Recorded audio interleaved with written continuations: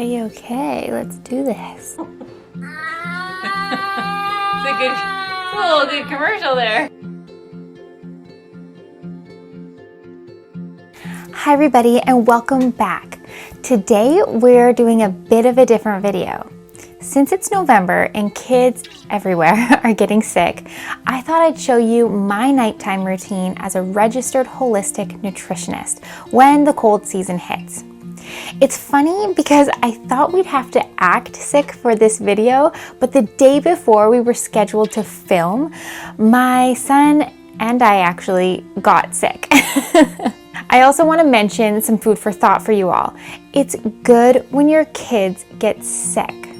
I know, but hold on. Consider this.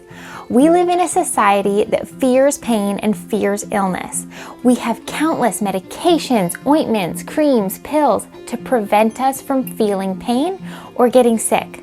But if our immune system never experiences illness, then it won't know how to fight the bad bugs when it's really time to fight them. There's a quote by a pediatrician that goes like this: "How do we expect to raise healthy adults if we never allow our kids to get sick?" So with that, don't feel like you're failing as a mom if your kids get sick. You're not. Kids are supposed to get sick. Getting a cold is like training wheels for other more serious respiratory illnesses. Also know that when I'm referring to sickness, I mean the common cold or flu, not pneumonia, for the record. And I really hope your child doesn't get that kind of sick. When my son gets sick, I make sure to keep him hydrated with mucus-fighting nutrients such as lemon water. And while I do this, I also cut out any dairy he might be having because dairy produces mucus and we don't want that, especially when he's sick. In the evening, we usually take it easy and cuddle up together to watch his favorite shows, and I offer him juicy oranges throughout the day to again keep him hydrated, fight the mucus, whether it's a runny nose or congestion, and offer him immune boosting vitamin C, which lemons are full of, as well as oranges. During the day, I do something that my parents made me do along with my siblings, and that was in every month that had an R in it, and that is to drink fish oil. At the time, my dad would make us drink cod liver oil in orange juice, and we would shoot it in little glasses.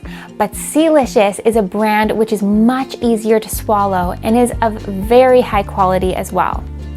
Because I'm an ambassador with Vista magazine, I get to choose between different products to promote each month, this being one of them. If you haven't seen my video which explains exactly how I conduct a product review, then go check that out and I will link it for you here. Because I don't just promote anything. That said, Sealicious is made from 100% wild fish. The fish are caught off the coast of Peru, processed in Iceland, and then flavored right here in Canada. And I only know this because I emailed with the company directly before agreeing to promote them. The kids' version is flavored as cotton candy, and my son has no problem taking a spoonful of it.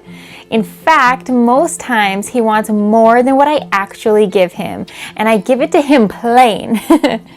Taking a good quality fish oil is great for boosting one's immune system in the colder months because it's rich in omega-3s, which are anti-inflammatory. It also has vitamin D3, which is the natural form of vitamin D our body makes and gets from sunlight.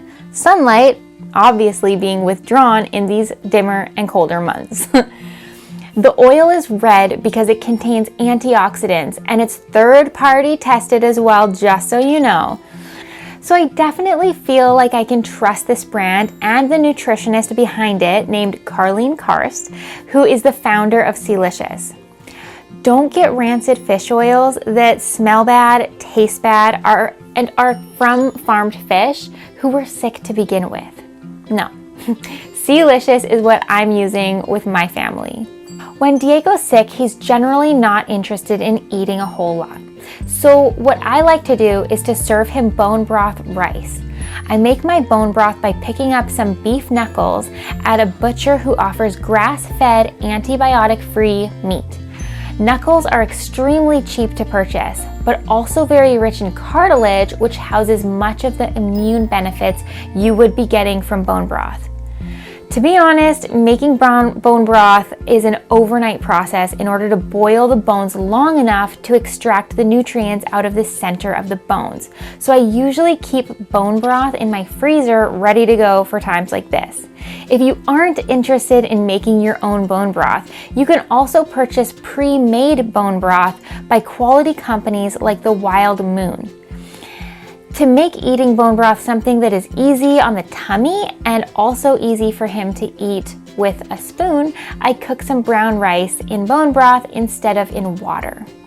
We usually have a good routine for what time we start dinner and then bath time and eventually bed. But when Diego's sick, he sleeps a lot more, and so I just have to watch him and see when it's time for him to get into the bath and start the process for going to bed. Something I always do at bath time is drop lavender essential oils into the bath water. This is a natural way to calm your child down before going to sleep, so even when my kids aren't sick, I do this. First, I bathe Haley, my 8-week-old daughter, and then I put Diego into the tub. After bath time, we say goodnight to Papa and we go upstairs to the bedroom. I dress Diego into his warm and cozy pajamas, and then after that, I give him a few drops of probiotics. This will help cultivate his symbiotic gut bacteria as well as strengthen his immune system to ward against bacterial infections and help him fight his cold. Probiotics are basically like adding the good guy soldiers into the battle that's going on inside, and obviously the more soldiers you have, the more likely and quickly your army is to win the fight.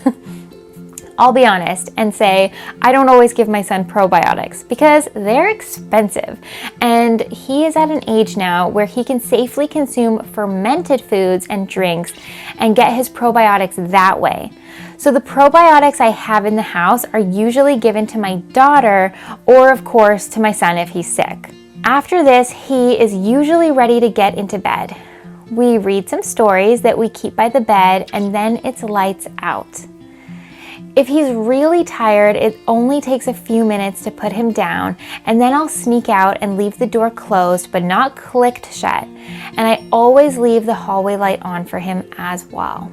My daughter at this time is most often sleeping too.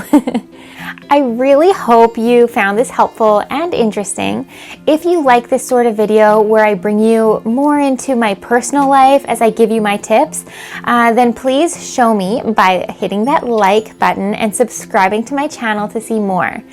Thank you again so much for stopping by, and I hope to see you in the next video. Until then, live it well because you only live once. Bye!